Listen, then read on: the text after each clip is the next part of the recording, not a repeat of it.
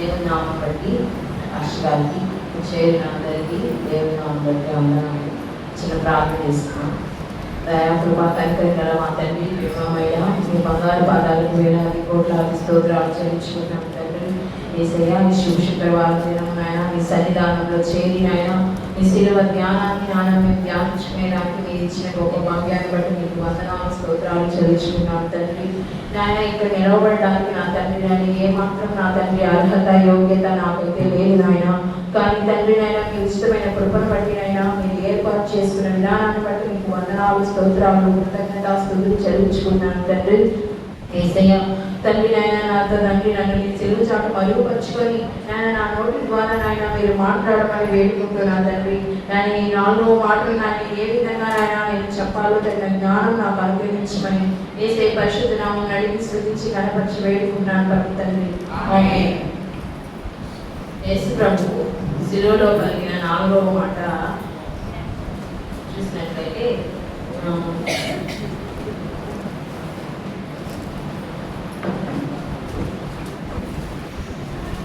Marks వార్త 15వ అధ్యాయము 33వ వచనం చదువుకున్నాం. మధ్యాహ్నం మొదలుకొని 3 గంటల వరకు ఆ దేశమంతటి చీకటి కమ్మెను. 3 గంటలకు యేసు ఎలోయి ఎలోయి లామా సబక్తాని అని బిగ్గరగా కేక వేశారు. అంటే యేసు ప్రభు వారు సిలువలో పలికిన మాటలు 2వ భాగంలో అంటే 4వ మాట 5వ మాట 6, 7 మాటలు ఇంచుమించుగా అటు ఇటుగా దగ్గరగా మాట్లాడాడు అనమాట. దగ్గరగా ఎందుకు మాట్లాడారంటే ఆయన సిలువలో పలికిన మాటలు ఆయన నెరవేర్చిన ప్రతిదీ కూడా ప్రవచనాత్మకంగానే జరిగింది. ప్రవచనాలు వేల సంవత్సరాల క్రితం ఇంకా ముందు సంవత్సరాలన్నింటిలో మన ప్రవక్తలు ప్రవచించి ఉన్నారు. ఏమైందంటే ఇంచుమించు 12 గంటల సమయంలో మధ్యాహ్నం మొదలుకొని 3 గంటల వరకు అంటే మధ్యాహ్నం నుంచి 3 గంటల వరకు ఆ దేశమంతా చీకటి కమ్మిందంట. చీకటి ఎందుకు కమ్మింది అని మనం ఆలోచించినట్లయితే చీకటి మధ్యాహ్నం ఇప్పుడు 2 గంటలు అయింది, ఇప్పుడు ఎలా ఉన్నాం మనం వెలుతురులో ఉన్నాం. కానీ ఆ సమయంలో దేవుని సిలువ వేసినప్పుడు అక్కడ చీకటి కమ్మిందంట. చీకటి ఎందుకు కమ్మింది అన్న ఆలోచన అక్కడ ఉన్న ప్రజలకు ఎవరికి కలగలేదు. ఎందుకు చీకటి కమ్మింది, దేని వల్ల చీకటి వచ్చింది, ఎందుకని అని ఎవరు కూడా ఆలోచించే పరిస్థితుల్లో ఆ రోజుల్లో లేరంట. కానీ ఆ చీకటి ఎందుకు కమ్మింది అనే దానికి మనకి ప్రూఫ్ అనేది ఉందా అంటే ఆమోసు గ్రంథము 8వ అధ్యాయం చూసినట్లయితే ఆమోసు ప్రవక్త 8వ అధ్యాయం 9వ వచనంలో చూసినట్లయితే మనకి ప్రభు అయిన యెహోవా సెలవిచ్చినది ఏమనగా, ఆ దినమున నేను మధ్యాహ్న కాలమందు సూర్యుని అస్తమింపజేయుదును, పగటి వేళ భూమికి చీకటి కమ్మజేయుదును. అంటే వేల సంవత్సరాల క్రితము ఆమోసు గారు పరలోక సంబంధమైన దివ్య జ్ఞానం చేత ఈ యొక్క ప్రవచనాన్ని ప్రవచించారు. అది ఎక్కడ జరిగింది? యేసు ప్రభు శిలువలో ఉన్నప్పుడు ఇక్కడ జరిగింది. శిలువలో ఉన్నప్పుడు చీకటి కమ్మింది. 7 గంటల మధ్యాహ్నం నుంచి 3 గంటల వరకు చీకటి కమ్మిందంట. చీకటి కమ్మినప్పుడు అక్కడ ఏమీ కనపడటం లేదు, కట్టిక చీకటి. ఈ చీకటి ఎందుకు వచ్చింది, ఇది ఎవరు, ఈయన సిలువ వేసినందువల్ల చీకటి ఏమన్నా కలిగిందా అనేది అక్కడ ఉండే ప్రజలకి ఏమాత్రం తెలియడం లేదు. ఇంకా వాళ్ళు ఏమంటున్నారంటే ఆయన్ని సిలువ వేయండి, ఈయన్ని చంపేయండి అంటున్నారు. ఆ రోజుల్లో కొంతమంది దేవుని యందు భయభక్తులు కలిగి ఉన్నారు, కొంతమంది దేవుని అర్థం చేసుకున్నారు. ఆ కొందరే ఆయన కోసం ఏడుస్తున్నారు, ఎందుకు ఈయన సిలువ వేస్తున్నారని బాధపడుతున్నారు. కానీ మిగతా జనం మాత్రం ఏమి అర్థం చేసుకోవట్లేదు, మూర్ఖంగా వాళ్ళు ఉన్నారు. ఆ సమయంలో యేసు ప్రభు వారు సిలువలో నా దేవా నన్నెందుకు చేయిచితివి, ఎలోయి ఎలోయి లామా సబక్తాని. ఈ మాట అరబ్ భాషలో యేసు ప్రభు గారు మాట్లాడారు. అది ఏ భాషలో మాట్లాడుతున్నారో కూడా జనానికి తెలియడం లేదు. ఆయన ఏలియా అని పిలుస్తున్నాడు, ఏలియా వచ్చి ఇప్పుడు ఈయన రక్షిస్తాడు, మనం చూద్దామని ఆ మూర్ఖపు జనులు మాట్లాడుకుంటున్నారు అనమాట.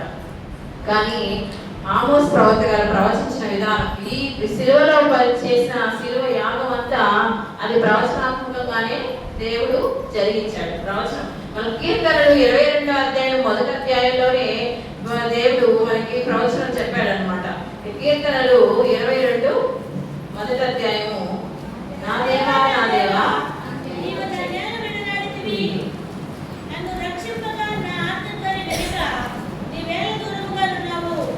ఆ కీర్తనల గ్రంథంలో 1000 సంవత్సరాల క్రితమే ఈ యొక్క ప్రవచనాన్ని ప్రవచించారు. ఆ ప్రవచన నెరవేర్పు శిలువలో దేవుడు మనకి నెరవేరుస్తున్నారు అనమాట.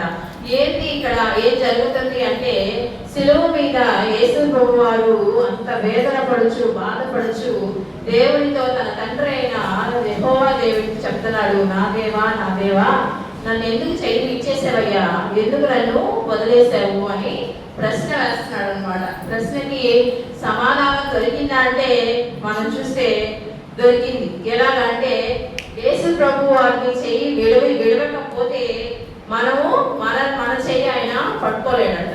ఎందుకంటే పరిశుద్ధిని రక్తము భూమి మీద చిందించబడకపోతే పాపులు మన పరిశుద్ధులా కాదు కదా. పాపంతో నిండి ఉన్న ఈ లోకము పరిశుద్ధిని రక్తం వల్ల పవిత్రపరచబడి పరలోక రాజ్యానికి మనము వారసులం కావాలని తన యొక్క యవనక కుమారుడిని సజీవ యాగంగా బలిగా అర్పించాడు. ఆయన సిలువలో అంత వేదన పడుతుంటే తండ్రి పరలోకం నుంచి ఎలా చూస్తూ ఎంత వేదన అనుభవించాడో వర్ణనాతీతం కదండి. ఎంత వేదన పడుంటాడు. ఆ సందర్భం మనం ఎక్కడ చూస్తామంటే, అబ్రహాం గారిని బలి ఇమ్మని అడుగుతాడు కదా దేవుడు. ఒక్కగానొక్క కుమారుడు ఇస్సాకుని నాకు బలి అర్పించు అని చెప్తాడు. అప్పుడు ఆ అబ్రహాం గారు ఎంత వేదన పడుంటాడు. ఒకే ఒక కుమారుడు యేసు ప్రభు వారు బలి అర్పించమన్నాడు.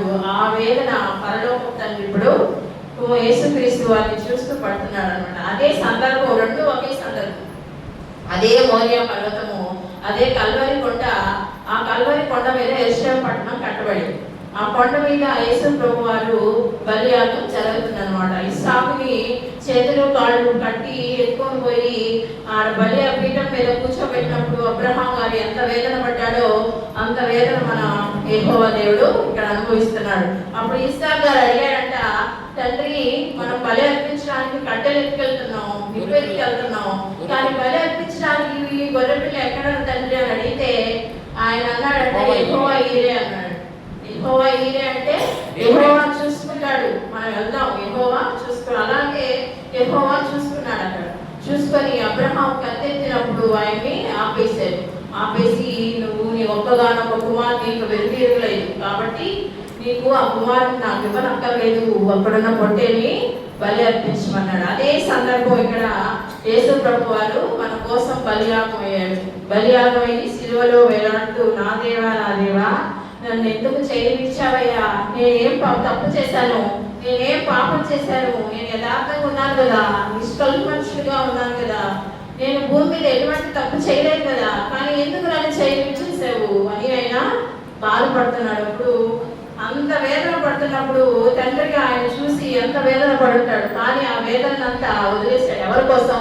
మన కోసం అన్నమాట. ఆయన ఆ రోజు చెయ్యి విడవకపోతే మనం పరలోక రాజ్యానికి స్వతంత్రం కాలేము అనమాట. ఆయన రక్తం ద్వారా మన పాపాలను కడిగి మనల్ని శుద్ధీకరించి పరలోక రాజ్యానికి మనల్ని వారసులు చేశాడు. నా కుమారుడు పరిశుద్ధుడు, ఆల్రెడీ ఆయన పరలోక రాజ్యానికి వారసుడు కాబట్టి ఆయన నేను పట్టించుకోకపోయినా పర్వాలేదు, కానీ ఆయన ద్వారా ఈ లోకంలో ఉన్న ప్రజలందరూ, అంటే యోహాను సువార్తలో మనం చూస్తే యోహాను సువార్త 3:16 అధ్యాయం ఏమంటాడు? దేవుడు లోకమును ఎంతో ప్రేమించాడు. అంటే లోకం అంటే ఎవరండి? లోకం అంటే అందరం మనమే. కాబట్టి ఈ లోకాన్ని అంతా దేవుడు ప్రేమించాడు కాబట్టి తన ఒక్కగానొక్క కుమారుని మన కోసం బలిగా అర్పించి మనల్ని ఈ రోజు పరలోక రాజ్యానికి వారసులుగా ప్రకటించాడు అనమాట. కానీ అది ఆనాటి ప్రజలు గ్రహించకుండా ఇంకా ఆయన నిందిస్తున్నారు, వేధిస్తున్నారు. కానీ ఈ రోజు కూడా అలాగే ఉన్నాం మనం. దేవుని కోసం దేవుని ఎందుకు ఆయన చేయి విడిచేశాడు అని సంపూర్ణంగా మనం గ్రహించుకుంటే ఈరోజు మనము ఆ దేవుడి పాదాలు వదలం, ఆయన పనిని కనిపెట్టుకొని చేస్తాం అన్నమాట. కానీ ఈ రోజు కూడా మనం దేవుడి సన్నిధానంలో ఆయనకి ఇష్టలుగా ఉండలేకపోతాం. అదొకటి మనం గ్రహించుకొని దేవునికి ఇష్టంగా పరలోక రాజ్యానికి ముఖ్యంగా మన మారు మనసులో ఆయన చిందించిన రక్తం బొట్టు, పరిశుద్ధిని రక్తము నేల మీద చిందించబడింది. మన పాపాల కోసం, మన శాపాల కోసం ఆయన రక్తాన్ని, విలువైన రక్తాన్ని చిందించి మనల్ని పరలోక రాజ్యానికి వారసులుగా చేయాలని ఆయన చిన్న బలియాగం అయినప్పుడు అది మనం గ్రహించుకొని మనం మారు మనసు రక్షణ అనేది కలిగి ఉండాలి. వల్ల రోమా పత్రికలో చూసినట్లయితే రోమా పత్రిక 31:8-31 చూసినట్లయితే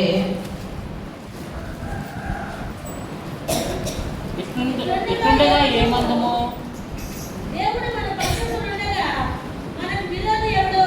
తన సొంత కుమారుని అనుగ్రహించుటకు వినతీయక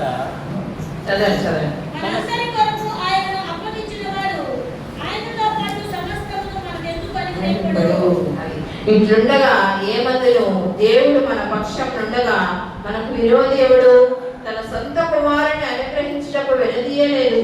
మన అందరి కొరకు ఆయనను అప్పగించిన వాడు ఆయనతో పాటు సమస్తమును మనకు ఎందుకు అనుగ్రహింపడు? మనం రక్షింపబడాలని ఆయన సొంత కుమారునే బలిగా అర్పించిన తండ్రి మనకి లోకంలో సమస్తాన్ని ఎందుకు అనుగ్రహించడు అని రోమా పత్రికలో రాయబడింది. కానీ మన పాపాల కోసం మనము దేవుడు బలియాగమైనప్పుడు ఇది దేవుడు తన కుమారుణ్ణే వదిలేశాడు. మన కోసం తన చెయ్యి వదిలేశాడు. మన చెయ్యి అందుకోవడం కోసం తన సొంత కుమారుని చెయ్యి వదిలేశాడు. ఇది మనం గ్రహించుకొని దేవుళ్ళో మనం ఎందుకు మన జీవితం రక్షణ కలిగి జీవించాలని దేవుడు కోరుకుంటున్నాడు అన్నమాట. తర్వాత మన పాపాల కోసం మనం ఏం చేస్తాం? పూర్వకాలం నుంచి ఇశ్రాయేలీయులు బలి అర్పించేవాళ్ళు, గొర్రె పిల్లలు, మేకలు. కానీ హెబ్రీ పత్రికలో అంటాడు దేవుడు, గొర్రెల రక్తమందు, మేకల రక్తమందు మీకు క్షమాపణ కలగదు, విమోచన దొరకదు. కానీ దేవుడు ఎంతో విమోచించమనం. దేవుడు రక్తము, విలువైన రక్తాన్ని చిందించాడు. దాని మూలంగానే మీకు పాప క్షమాపణ దొరుకుతుంది. కాబట్టి దేవుని ఎంతో భయభక్తులు కలిగి పాపాలను ఒప్పుకొని దేవుడి రక్తంలో కడగబడి మనం పరలోక రాజ్యానికి వారసులు అయ్యేందుకు మనం ప్రయత్నించాలని ఈరోజు దేవుడు కోరుకుంటున్నాడు. మనం ఈ దేవుడు 4వ మాటగా నా దేవా నన్ను ఎందుకు చేయించావు అనే ప్రశ్నకి సమాధానం దొరికిందంటే ఇదే ఒక సమాధానం, అద్భుతమైన సమాధానం. ఏంటంటే దేవుడి చేయి వదలడానికి కారణం మన చేయి పట్టుకోవడానికి అన్నమాట. దేవుడు పరలోకపు తండ్రి ఆయన సొంత కుమారుని చేయి వదిలేసి మన చేయిని పట్టుకొని మనల్ని పరలోక రాజ్యానికి వారసులుగా చేయడానికి దేవుడు ఈ విధంగా దేవుడి చేయిని వదిలేశాడు. దేవుడి చిన్న మాటలు దీవించుగా.